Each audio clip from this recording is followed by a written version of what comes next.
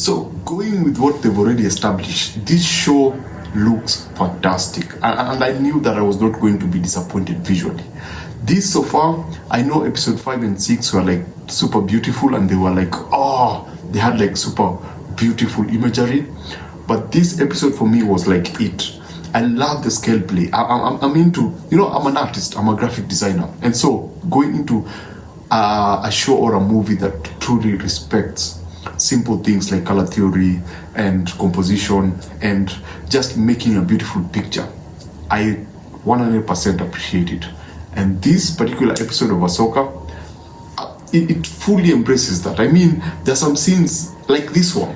This in itself is a fantastic, beautiful picture. The warm color versus the neutral colors, the grays, the whites versus the reds and the maroons. They make for extremely beautiful picture. And there's simple things of a green sword versus a red outfit. Those two colors contrast, and so they make for a very interesting contrast when you look at it visually. So I 100% appreciate this episode for that. And then the scale play. I mean, there's that part when Ahsoka, Sabine, and Ezra are trying to get to that point whereby they can get into, the ship.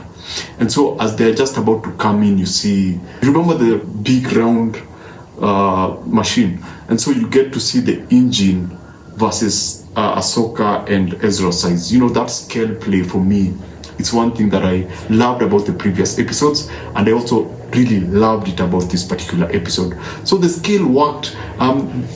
Generally, how the scenes were composed, like looking down from the ship to Ezra and Sabine from a distance in a small area, that scale play for me, I love.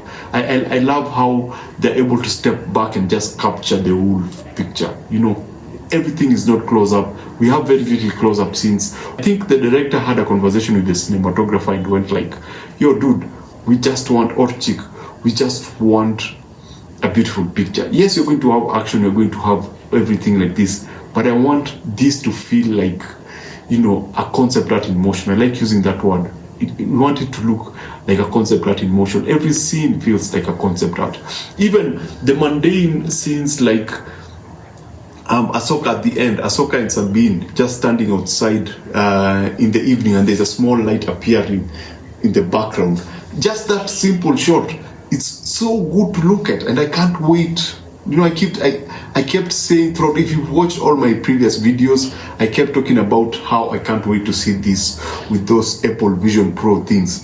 This will look fantastic with AR or, the Apple Vision Pro glasses, because it truly looks like the kind of production that will immerse you into the environments. So yeah, apart from that, now if we were to look at what I think did not work, number one is still Sabine. I'm not talking about the actress, I'm talking about how she's written. She's a very stoic character. Actually, at one point they did what I talked about in my previous episode, which is they put a helmet on her. And for me, she was far more effective with the helmet than without. I mean, even with the little time that we've seen Ezra, we've seen more expressions from Ezra than we've seen from Sabine. I like Ezra more than I like Sabine. Ezra feels like a human being. He reacts, he responds to this environment. He gets excited when he's expected to get excited. He calms himself down when he needs to calm down. He's surprised when something big happens. He looks terrified when he sees something that he has never seen before. So I can easily connect to Ezra. But Sabine, especially when they are with Ahsoka, it is just a sense of awkwardness that pushes me away as a viewer. These two they look awkward. They look like they were shot on different days and pre-composed and just brought together in order to make it feel like they were in the same room. There is a disconnect in how their conversation play out. It feels awkward. It feels like, it's poorly timed. When one says something, there's a gap between what Sabine saying something and Ahsoka saying something. So every time they're having a conversation, you're like, oh man, just come on, move on, or react, or just be cool. You know, she's just quiet and stoic, and Ahsoka is also quiet and stoic, and so you go like, come on guys, express a bit. We just need to connect with you people. Anyway, apart from that, the other thing that I did not like is the story in general. In episode 7, I actually asked where was this story going, because episode 7 did not feel like it was leading to the end of a season, you know, and this episode 8 proved it. It feels like they did not have a plan for this, or they had a bigger plan. It's like this was an episode of Rebels, and the producers decided to make a live action show and call it Ahsoka. Why? Because it feels like this is the middle of a longer show. It feels like it's the 10th episode of a 20 episode season. You understand? Because now it ends with before I go into that, fun fact, if you look at this episode, we are where we began. Yeah, if you think about it, we are exactly where we began, because when we began, Sabine and Ahsoka were in a different part of the galaxy. Ezra and Thrawn were in a different side of the galaxy. How did it end? They just moved, they just switched. So now Ahsoka and Sabine are where Thrawn and Ezra were, and Thrawn and Ezra are where Ahsoka and Sabine were. So now we have to do that thing of, again, Ezra and Sabine following up with Thrawn, or going to find Ezra. And that just felt like, you know, this should have been called, I think this should have been called Ahsoka, the Return of Thrawn, because that's how it feels like. Because at the end of the day, when someone was to ask me, what was this show about? Basically, it was about Thrawn coming back, you know? It was never about Ezra, it was never about finding Ezra. It was never about Ahsoka finding herself, because as much as we got that moment with Anakin, when Ahsoka is hanging out with Sabine, she just feels like the Ahsoka from the first episode. So you don't actually feel that difference. And that's the thing that I'm just starting to hate about. I generally don't like series. I don't like, I don't like TV shows and series because of that. That's stringing you along. That inability to give you something constructive, like a full story within one season, and say, yes, this is the story, but we have an open door for a season 2. We don't really need a season 2, but if the chances happen, then we can have a season 2. Can you imagine if the Ahsoka was cancelled right now? How would it feel like for us? We would spend years and ages just complaining about, oh, what would happen after that? What happened to Thrawn? Does it mean that Thrawn, the galaxy again is in danger? Does it mean that now we are going into a different star? We would have so many questions because they did not give us a full story. I hope you understand what I mean. Remember Mandalorian season 1. Mandalorian season 1 established what he needed to establish within the first season, and they left the door open for the season 2. We didn't need a season 2, but they just told us, you know what, you have a full season 1. If there's a chance that season 2 would happen, this is what would happen. We would follow this person. And they did the same with season 2.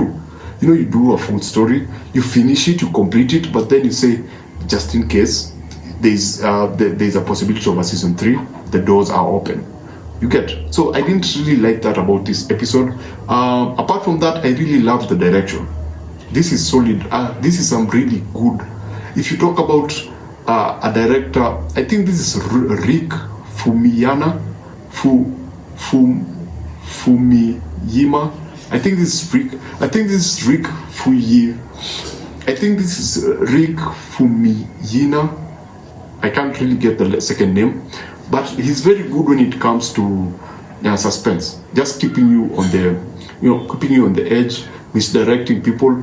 Because it was strange how, even having seen all the other episodes, I couldn't figure what was going to happen next. It was impossible to just predict what would happen after some action set pieces. Even the simple act of Sabine like pretending she's going to follow Ezra, and then boom, at some point she appears. That was kind of cool, and you actually didn't really know where the story was going. Every time everything was on the edge. The episode, especially the second half, it felt super unpredictable. You don't know what was going to happen, and it did a good job just keeping me on the edge. And that I think is due to strong direction.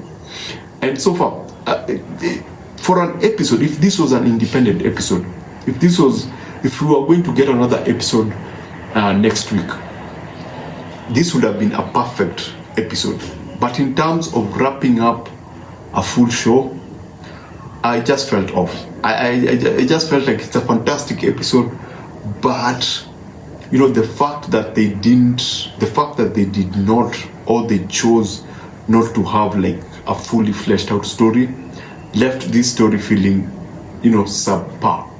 And plus Thrawn, still don't get to see enough of Thrawn to go like, yes, you get his strategical whatever, you get his mind from a very psychological point of view, how he thinks, how he's able to exploit people, how he's able to, just come up with strategies to get things moving. You get that point, but you don't really feel him as a threat. I still don't understand him as a threat.